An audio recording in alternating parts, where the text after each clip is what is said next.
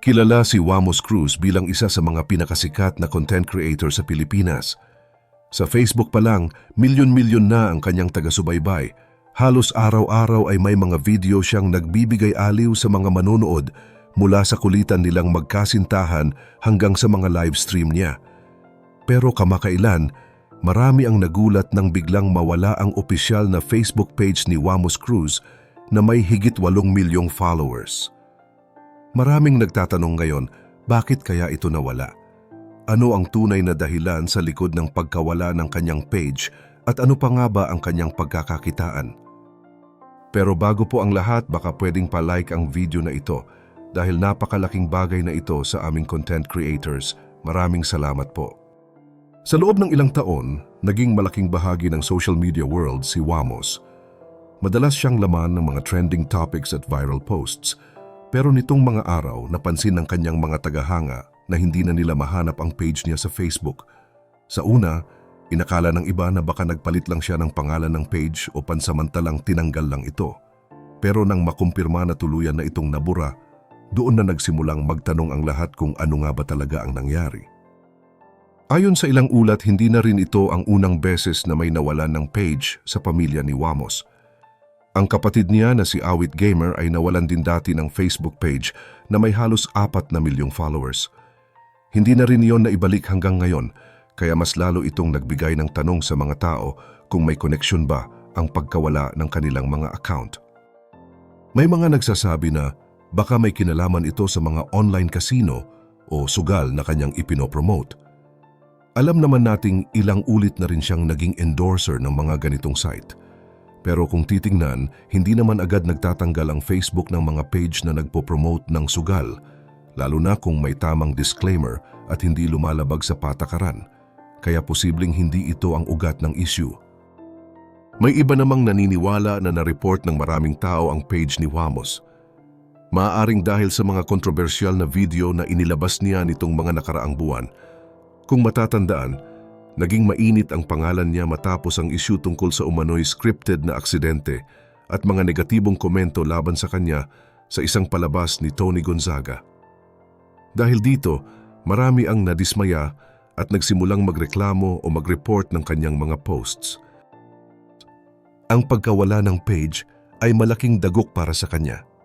Dito kasi nakasalalay ang malaking bahagi ng kanyang kita bilang content creator mula sa views, brand collaborations at mga live streams. Lahat ng iyon ay nakadepende sa kanyang Facebook presence. Kaya nang biglang mawala ito ay para bang nawalan din siya ng pangunahing paraan para makipag-ugnayan sa kanyang mga taga-suporta. Sa kabila ng lahat, may mga tagahanga pa rin siyang naniniwalang makakabangon siya. Para sa kanila, normal lang na dumaan sa ganitong pagsubok ang isang influencer.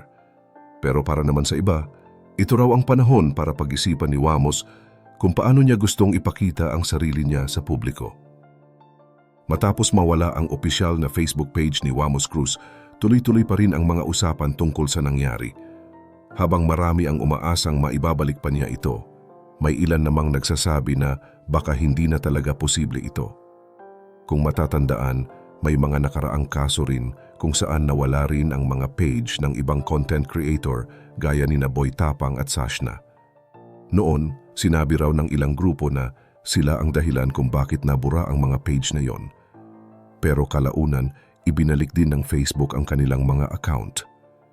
Kaya marami ang nagtatanong ngayon, kung sila ay nabigyan ng pangalawang pagkakataon, bakit si Wamos ay hindi pa rin? May mga nagsasabi na minamalas lang si Wamos at posibleng pinagtuunan siya ng mga taong gustong magpabagsak sa kanya. Marami kasing nagsusulputang report tungkol sa kanya online.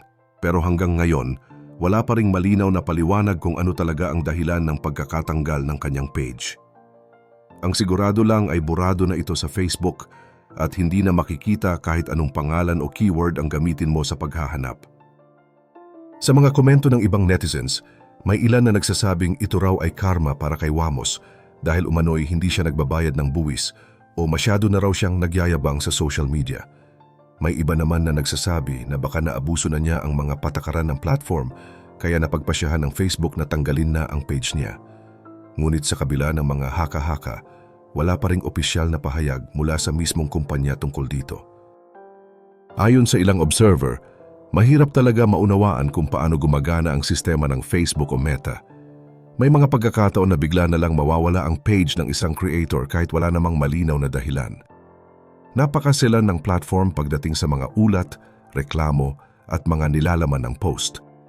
Minsan, isang maliit na pagkakamali lang ay pwedeng magdulot na ng suspension o permanent deletion. Kapag na-flag ang isang account, maaring hindi na rin ito lumabas sa recommendations o mawala ng kita kung monetized man ito. Para sa ibang vlogger, mas pinipili na nila ngayon ang YouTube dahil mas malinaw daw ang sistema nito pagdating sa monetization at content rules. Marami ang nagsasabi na mas madali kang kumita at mas may protection ka bilang creator kumpara sa Facebook na mabilis magbura ng account kahit hindi pa malinaw ang dahilan. Sa gitna ng lahat ng ito, gumawa ng panibagong Facebook page si Wamos, ngunit kapansin-pansin na tila malungkot siya sa mga post niya ron. Sa halip na mga mensahe ng pag-aalala, karamihan pa sa mga komento ng tao ay humihingi sa kanya ng tulong o pera na tila hindi iniintindi ang sitwasyong pinagdaraanan niya. Imbes na maawa, marami pa ang tila sinamantala ang pagkawala ng kanyang page. May mga nagko-comment ng, "Grabe nangyari sa Facebook mo, Idol Wamos, pero sana mapadalhan mo naman ako. Naghihirap na ako." May iba pa nga na nagsasabing, "Mawala man ang Facebook mo, ang mahalaga hindi mawala ang pagtulong mo sa kapwa." Halatang marami ang ginagamit ang sitwasyon niya para lang makakuha ng tulong o pansin. Nakakapanlumo isipin na imbes na damayan siya ng mga taga-suporta niya sa panahon ng pagsubok, mas pinili pa ng iba na samantalahin ang pagkawala ng kanyang page. Sa halip na tanungin kung ayos lang siya, puro GCash number at panghihingi ng tulong ang ipinopost ng mga tao. Kaya marami rin ang nagsasabi na mukhang nawawala na ang tunay na diwa ng pagiging fan. Dati, ang suporta ng mga tagasunod ay nakikita sa malasakit at pag-unawa, pero ngayon, parang nasusukat na lang ito sa kung anong makukuha nila sa idol nila.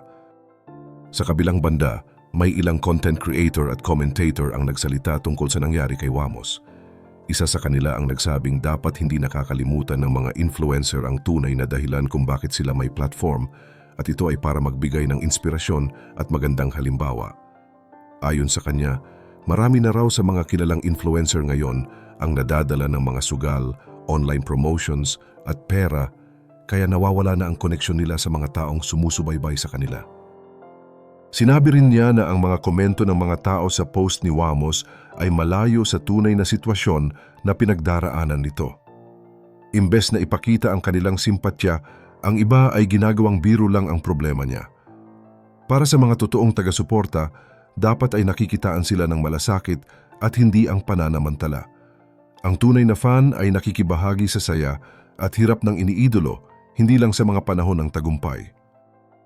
Sa gitna ng mga haka-haka, muling nabanggit ang isyong may kinalaman daw sa online casino promotions bilang posibleng dahilan ng pagkawala ng page niya.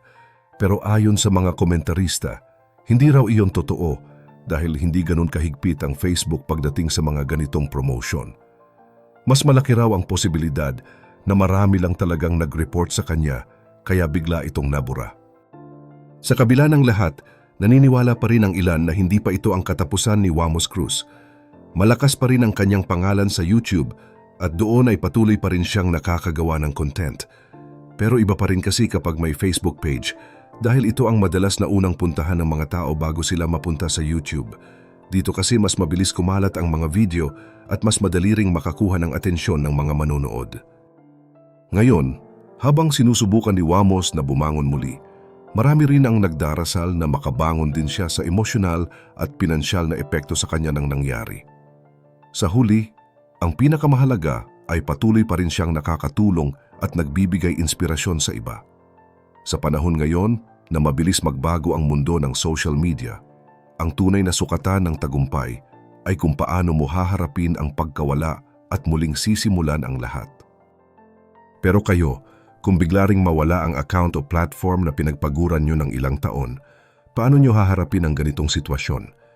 Ibahagi mo naman ang sagot mo sa ibaba at huwag kalimutang mag-like at subscribe para sa mas marami pang updates gaya nito.